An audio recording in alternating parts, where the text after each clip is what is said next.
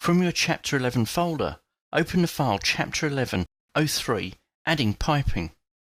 From the project browser, make sure you have the floor plan Piping Basement Modelling open, and from the Systems tab, click on Pipe. Back in the Properties palette, we can choose the pipe type, its justification, its offset, and the system type, and click to draw the pipe. Here we can see as I'm drawing the pipe, it has a colour relevant to the system type. And although I've got the Show Slope tooltip running, this pipe is in fact running horizontally. There's another way to run a pipe, and that's to connect it directly to a piece of equipment. If I select a piece of equipment like this air handling unit, you can see that I have got some pipe connections, and as I hover over them, my tooltip tells me I can create a pipe. This is a shortcut, and clicking on this starts the pipe command and asks me to select a connector.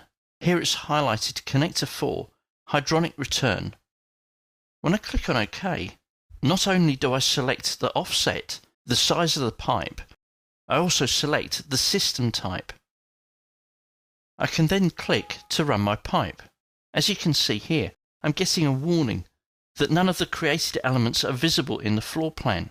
This type of error can appear fairly regularly if you don't have your view settings correctly set. It doesn't mean that I've got to cancel the command. What it does mean though is I do have to change my view settings so we can see the pipe. From your View tab, click on Visibility Graphics.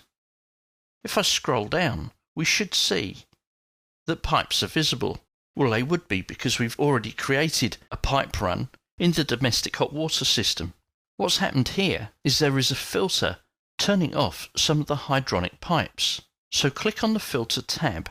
Here we can see there's a hydronic filter and it's been set to off. Click on OK and our pipes should display. Let's try that again with the air handling unit. Select the air handler. Click on the connector.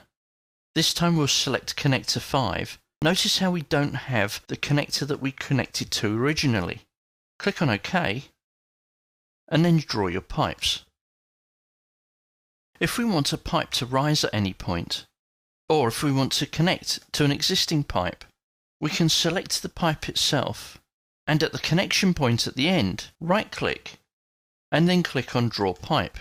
Here I'm drawing away from the original end. I can either carry on or I can then change the offset. Let's say this changes to 2500.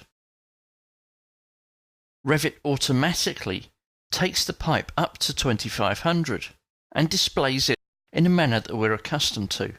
If, however, we wanted to put an offset in this pipe so it went, say, below a beam, it is much easier to do this in a section. We'll see an example of this in one of the later videos.